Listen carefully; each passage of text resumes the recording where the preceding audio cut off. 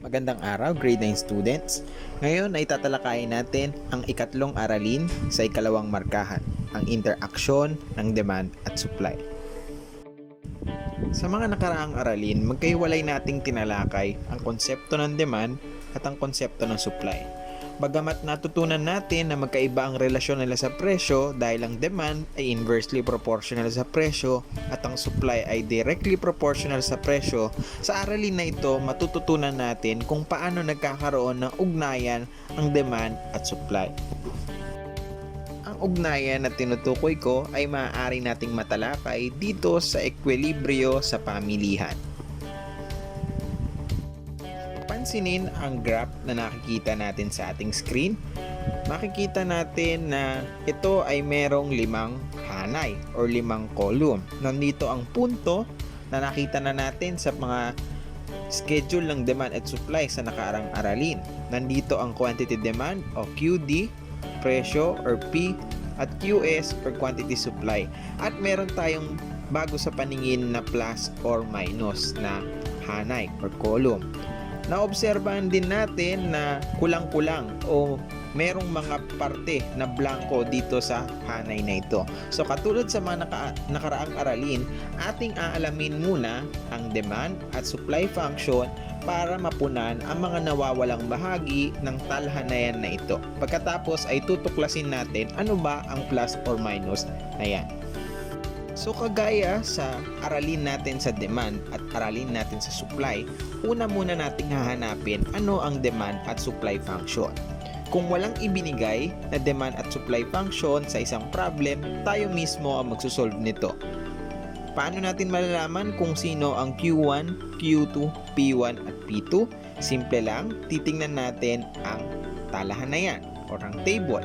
Makikita natin dito na ang ilalagay natin sa Q ay yung quantity at sa P yung presyo.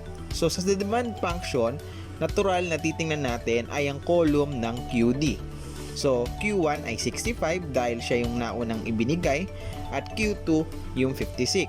Samantalang ang P1 ay 5, P2 ay 8. So yan na ang ating mga given para sa demand function. Sa supply function naman, titingin naman tayo doon sa column ng QS or quantity supply. So unang quantity ay 0, so Q1 is equal to 0. Pangalawang quantity ay 6, so Q2 is equal to 6. Makikita natin na pareho lang sila ng P1 at P2 dahil nasa iisang table ang mga given natin. So parehong P1 ay 5 at P2 ay 8. Ngayon na nakuha na natin ang apat nating given, maaari na nating isolve ang slope formula. Kagaya lang din na kung paano natin sinesolve sa mga nakaraang aralin. Next step ay i-substitute sa slope formula ang nakuha nating mga given. So dito muna tayo sa demand function. Ang slope formula na inaral na rin natin sa mga nakaraang aralin ay Q1 minus Q2 over P1 minus P2. So ang gagawin lang natin ay magsa-substitute muna.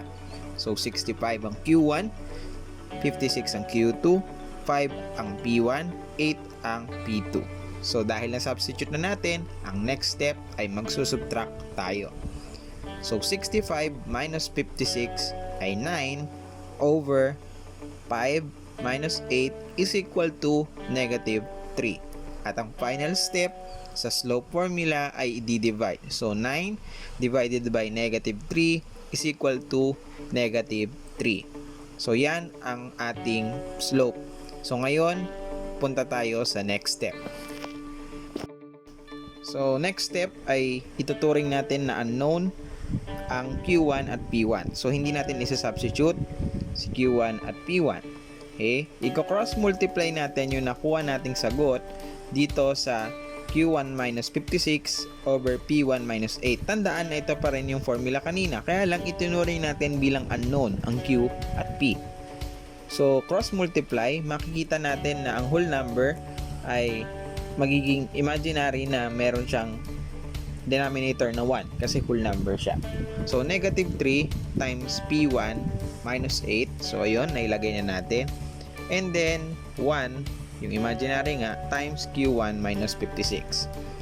Next step, i-distribute natin si negative 3 kay P1 at kay negative 8. So, negative 3 times P1 is equal to negative 3P. Negative 3 times negative 8 is equal to positive 24. So, ayan na siya. Negative 3P plus 24 is equal to Q minus 56. Tinanggal na natin yung 1 kasi hindi naman siya kailangan. And then, next step ay itatranspose natin. So, pagsasamahin natin yung mga whole number. 56, inilipat sa kabila. So, dati siya ay negative, magiging positive. So, negative 3P plus 24 plus 56 is equal to Q. 24 plus 56 is equal to 80. So, Q is equal to negative 3P plus 80. So, ito na ang ating demand function. Ganito naman ang ginawa natin sa mga nakaraang aralin, kaya magiging mas madali na ito sa inyo. So, same step lang. This time naman sa supply function naman tayo. So, same step lang din. Gamitin ang slope formula. I-substitute ang mga given na nakuha natin. Mag-subtract, mag-divide, at makukuha natin ang tamang sagot, which is 2. And then, katulad lang din kanina, ituturing na unknown si Q1 at P1 at i-cross multiply doon sa nakuhang sagot na 2. Cross multiply, magiging 2 times P1 minus 8 is equal to Q1 minus 6. So, distribute and then transpose at final answer. So, ang supply function naman natin ay Q is equal to 2P minus 10. Para mas masundan, subukang gayahin kung paano ginawa ang mga operations na nakita natin dito sa video. So ngayon, dahil meron na tayong nakuhang demand function at supply function, mapupunan na natin yung table kanina na nakita nating may mga blanco. Okay, so una nating punan ay yung QS or quantity supply ng punto C. Okay, so ang kulang niya ay quantity supply, so maaari natin gamitin ang supply function. Huwag malilito, kung ang nawawala ay supply, gamitin ang supply function. Kung nawawala ay demand, gamitin ang demand function. Kung ang nawawala ay presyo, tingnan kung ano ang pwedeng gamitin. Kung present ang demand, maaari natin gamitin ang demand function pag nawawala ang presyo. Kung present naman ang supply, pag nawawala ang presyo, pwede natin gamitin ang supply function. Pero kung present naman pareho, kahit alin doon sa dalawa ay magagamit mo para makuha ang presyo. So balik tayo, dahil nga ang nawawala sa punto C ay quantity supplied. So gamitin natin ang supply function na nakuha natin kanina. Q is equal to 2P minus 10. So substitute natin yung presyo na meron tayo. So Q is equal to 2 times 12 minus 10. So, 2 times 12 is equal to 24. 24 minus 10 is equal to 14. So, si 14 ang quantity supply ng punto C. Ayan, ilalagay lang natin doon sa table. Okay? So, gagawin lang natin itong proseso na to sa iba pang mga nawawalang parte ng table. So, sa punto D, presyo nawawala. Sa punto E, quantity supplied ang nawawala, at sa punto F, quantity demand ang nawawala. So, i-pause muna ang video para nang sa ganon ay masubukan makuha ang nasa punto D, punto E, at punto F. Pagkatapos ma-compute ang mga punto na yan, ay balikan ang video na ito. Ayan, marahil ay na-compute nyo na ang iba pang nawawalang bahagi ng table na ito, at tingnan kung pareho tayo ng mga nakuhang sagot. Sa punto C, ang quantity supplied ay 14, sa punto D, ang presyo ay 15, sa punto E, ang supply or ang quantity supply ay 26, at sa F, ang quantity demand ay 20. So ayan, nabuo na natin ang parte ng presyo, quantity demand, at quantity supply. Ngayon, mapapansin natin na ang quantity demand at quantity supplied sa punto E ay parehong 26. Bakit kaya? Okay? Ang ganitong senaryo ay tinatawag nating equilibrium. Pag sinabi nating equilibrium sa isang eksaktong presyo, nagpantay ang demand at supply. Ibig sabihin, ito ang pinagkasunduan ng mamimili at nagbebenta. So, ang 18, ang tawag dito ay equilibrium price. Ito ang pinagkasunduang presyo na nagtitinda at mamimili. Samantalang yung 26 na parehong nasa demand at nasa supply, ang tawag naman doon ay quantity equilibrium. Ito naman yung pinagkasunduang dami o quantity na nagtitinda at nagbebenta. Ngayon, dumako tayo dito sa panglimang column na nakikita natin sa table. Yung plus or minus. Ano ba ang sinisimbolo niyan? Okay? Ang sinisimbolo nito ay ang pagitan ng quantity supply at quantity demand o ang kanilang difference. At sa math, kapag sinabi nating difference, ang operation ay subtraction. So simple lang, para mapunan natin ang plus minus na table, ay isusubtract lang natin ang quantity supply sa quantity demand. Tandaan natin na ang minuend o yung mauuna o yung pang-susubtract ay yung quantity supplied at yung pangalawa ay yung subtrahend ay yung quantity demand. Okay? So, halimbawa sa punto A, quantity supplied ay 0 minus quantity demand ng punto A ay 65. So, 0 minus 65 is equal to negative 65. So, ganun lang kadali, negative 65 yung plus minus ng punto A. So, gawin ang sa mga natitirang pang punto mula punto B hanggang punto F. Pwede nyong i-pause itong video again. Okay, kapag na-compute na natin ang plus minus ng iba pang mga punto, ito ang mga lalabas na sasagot. Punto B, negative 50. Punto C, negative 30. Punto D, negative 15. Punto E, letter E ang nilagay ko. Mamaya natin pag-usapan bakit. At punto F, 10. Okay?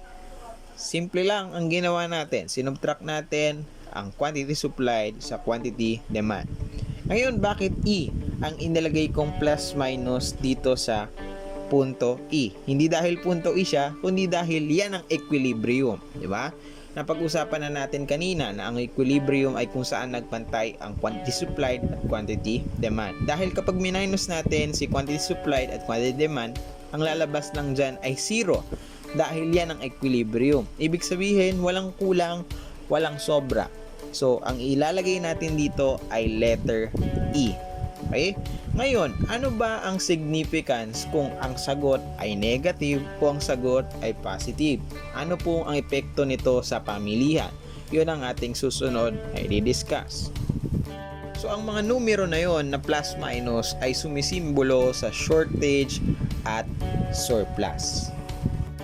Pag sinabi nating shortage, merong nagaganap na kakulangan dahil ang pagnanais na bumili o yung demand ay mas higit kaysa sa kakayahang magtinda o magbili.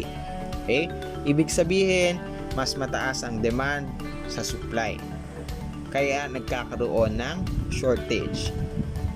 So, sumisimbolo sa shortage kapag ang nakuha nyo doon sa plus minus ay negative. So, kapag negative, shortage yun. Pag binalikan natin yung table, so ang mga punto A, B, C, D ay maituturing na shortage dahil negative ang lumabas na sagot.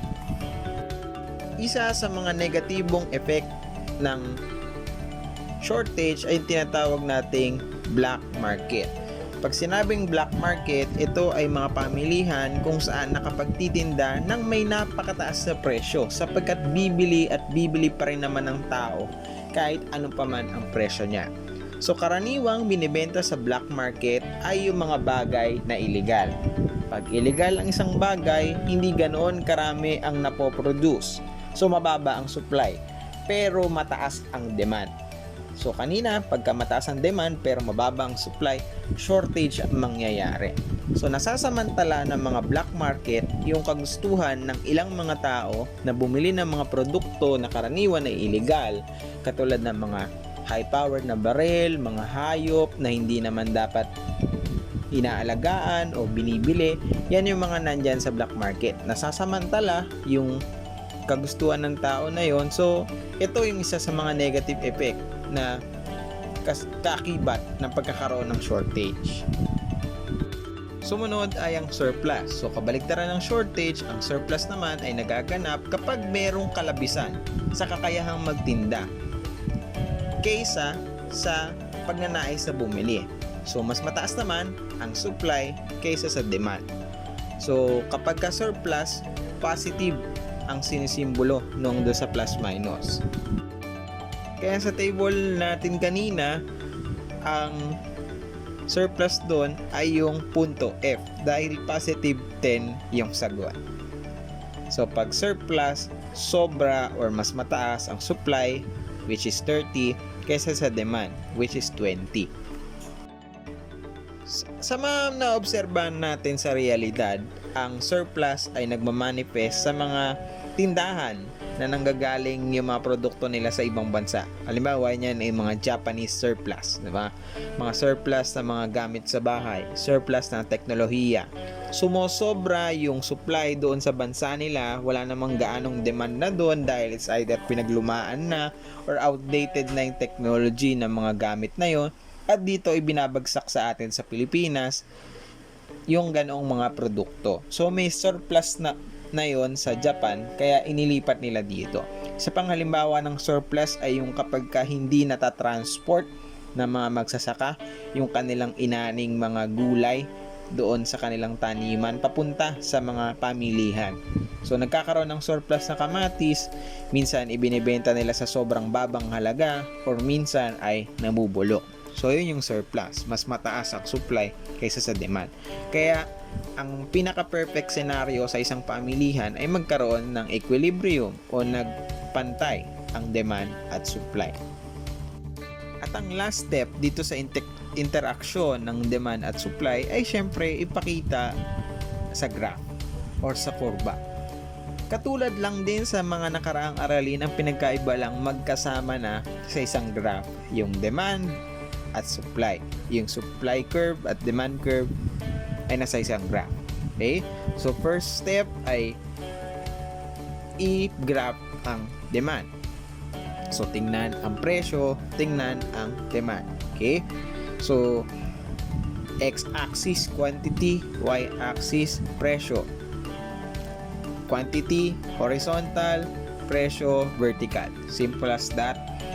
I-graph ngayon, ipantay ang interval ng mga nakalagay or yung label sa mga graph and then i-plot yung kung anong sinasabi doon sa table. Okay?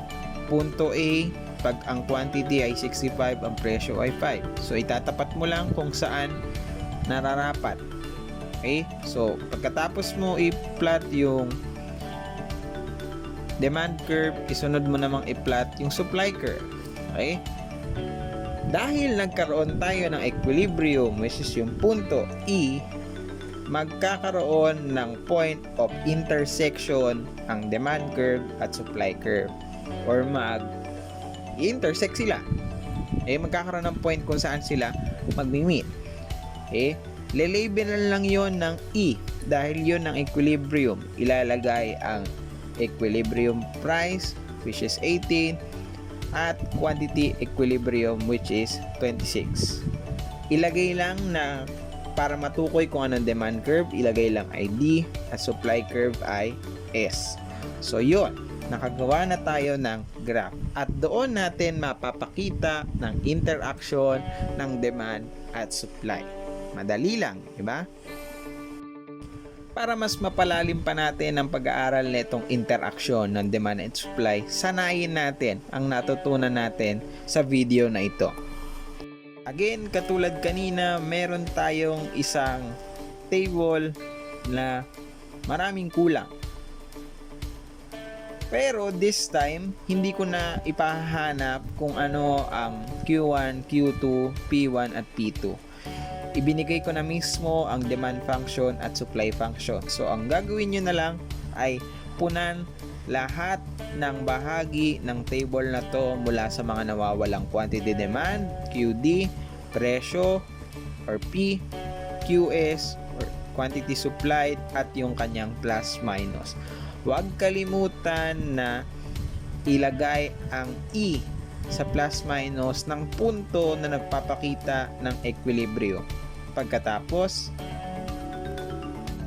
gumawa ng graph na ipinakikita ang demand curve, supply curve, at tukuyin ang equilibrium.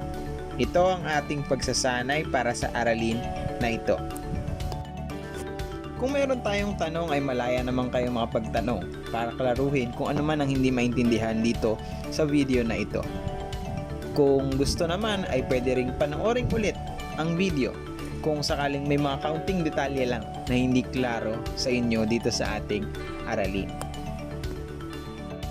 Masarap sa pakiramdam na ang mga video na itinalaga para sa mga mag-aaral ng aming eskwelahan ay nakakaabot na rin sa mga ibang mga mag-aaral mula sa ibang eskwela na naghahanap ng mga supplemental videos kagaya nito upang makatulong sa kanilang pag-aaral. Malaking tulong na po sa atin ang simpleng pag-like at subscribe dito sa ating channel na Dose of Learning nang sa ganon ay mas lumawak pa ang mga naaabot ng mga ganitong klaseng video sa iba't ibang subject. Meron tayong mga video para sa iba-ibang subject depende sa itinuturo ng mga teacher na nagko-contribute dito sa channel nito. Maraming salamat!